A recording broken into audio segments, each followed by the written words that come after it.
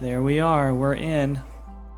Alright, now we're moving from the first two attack paths, and we're now moving into post-exploitation mode, where we're going to find SSH access and root user access.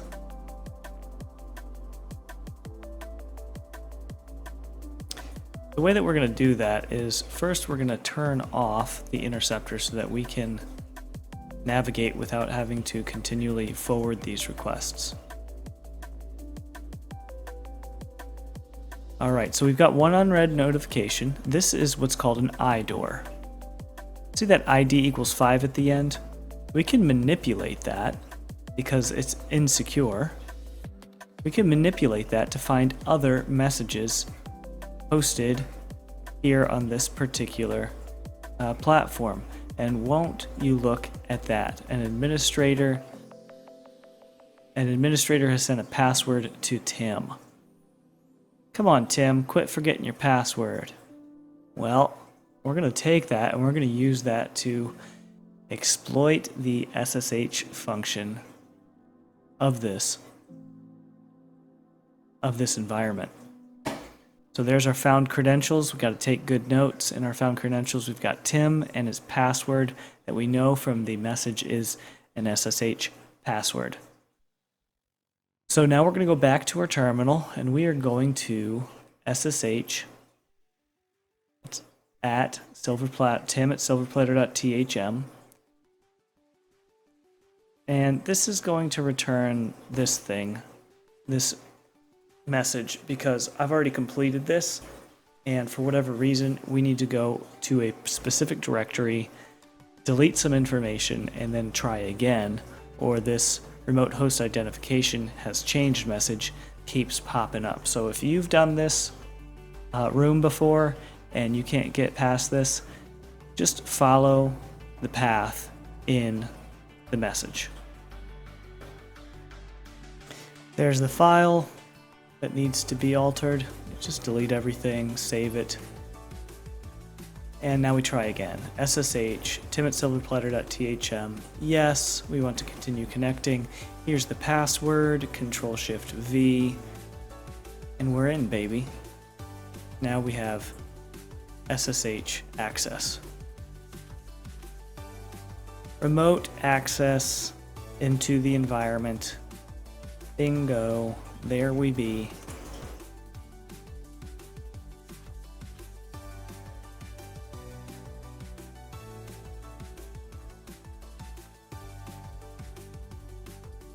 Okay, so now we're getting into post-exploitation, and we've got two paths here. First path is using manual privilege escalation. So what is manual privilege escalation? Navigation of an environment without using tools and scripts that would surely be detectable. In other words, instead of using tools, achieving lateral movement and privilege escalation manually, doing the stuff that the tools would be doing, but doing it manually. So all previous Silverplatter exploitation avenues led to SSH access. So our previous enumeration paths all led to this same point that we're at here, where we have SSH access. And from here, we're going to have two attack paths that lead both to root access. Post-exploitation.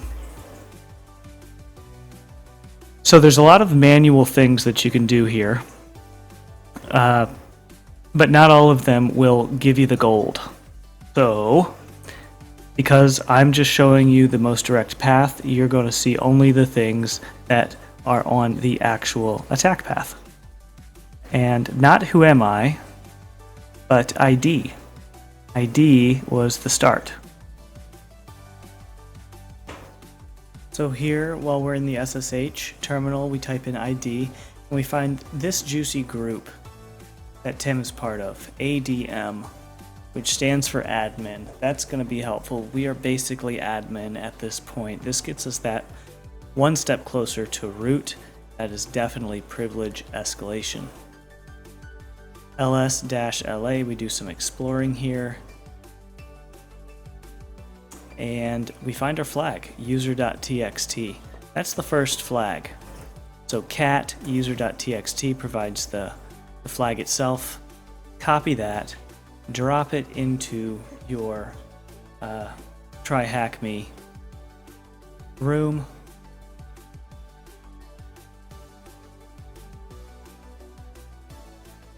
And there you go, there's your first flag.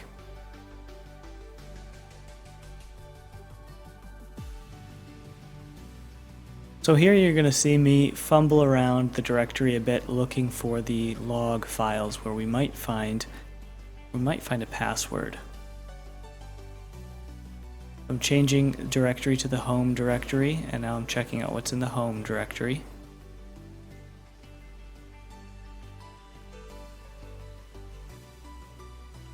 Now I'm changing directory into the tim directory to see what's in the tim directory. And we've already been in the tim directory. Now I'm going to change directories into the .. directory. Find that we don't have permission to go into the Tyler directory.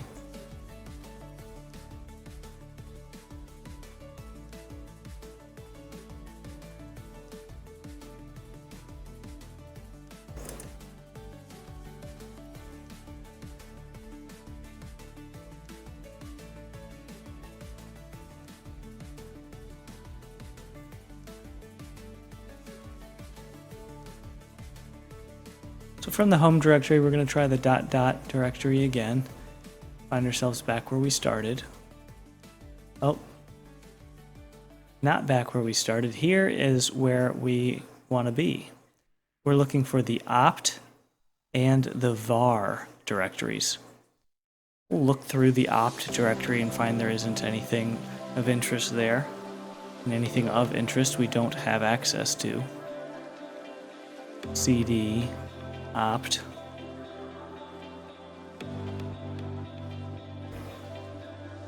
And then we will lsla to list what's in opt. We'll find that container D is not accessible for us. So now we're going to try the var directory. And this is our sweet spot. This is where we get the juicy stuff. Go back a directory here. And now we're going to go into the var directory. Now we're going to lsla to see what's in there. We'll find that there is a log directory. We're going to navigate into that log directory. And then we're going to search that log directory for the string password using grep.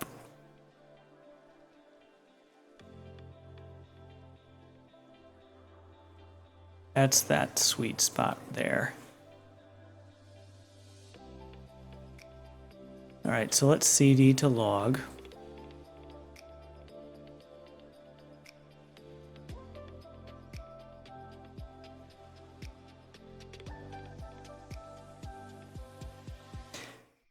And now we can grep for password.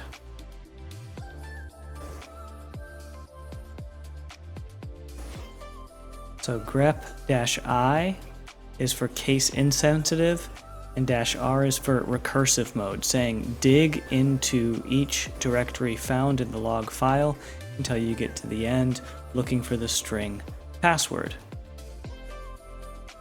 And this is all that it found. And in here, we indeed do have a password. Here are my notes from previous instances of Silverplatter,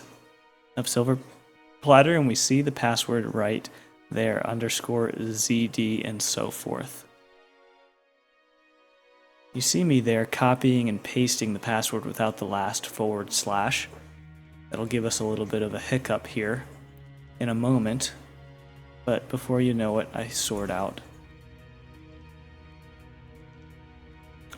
what was going on there, and I figure it out. So, in keeping good notes, we're going to drop these findings into our notes. Username Tyler, password with the / at the end, Big Tom.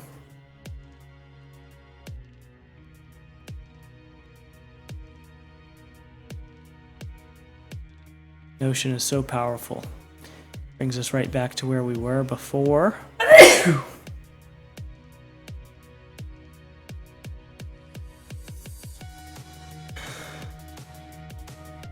this point, we should have named this tab SSH, but we don't.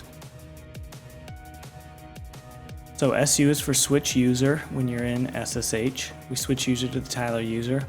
Here, Control-Shift-V does not render the password complete, so we have authentication failure.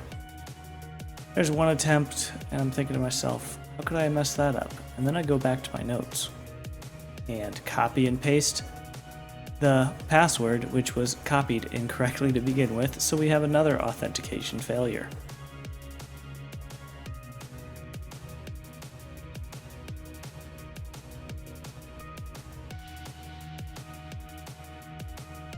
And right now I'm thinking to myself, what's going on? What mistake has been made? Is the machine messed up? And I'm starting to suspect that I copied the password wrong. Now I'm getting that last / into my clipboard, and we try one more time.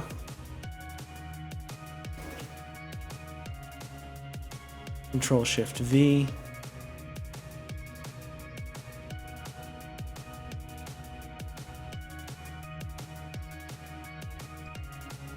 And there we are. We just achieved some lateral movement. Now, what about Tyler? Does he have some kind of special permissions that can help us out here? The way that we're going to find that out is using the sudo-l command. What kind of sudo privileges do we have? We got to enter our password. And look at that. It's cut off, but down at the bottom there it says all. We have all sudo privileges, which basically, see there? All. That's root. We are root now. Yeah, not quite yet. Now we have to do the command sudo su. So who am I? Tyler? Sudo su. Who am I? I'm root. How about that? Attack path 1 complete. That is privilege escalation without any tools. That is some manual privilege escalation there. Just doing some exploring until we find what we're looking for. Easy peasy. Then again, this room is an easy room.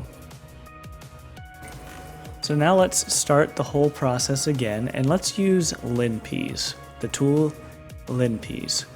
That's why we just switched user to Tim, right back where we started. And let's use LinPeas to explore this environment for us.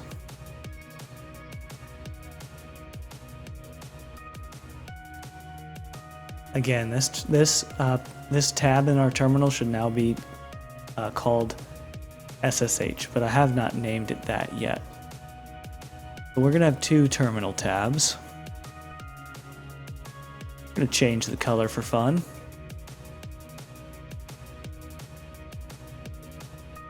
And make it bigger so you guys can see. You guys can see what I'm doing here. And now we're going to start our new attack path. And in this new attack path, we're going to first download LinPeas to our host machine and then to our attack machine through hosting. What do I mean by that? Well, check this out.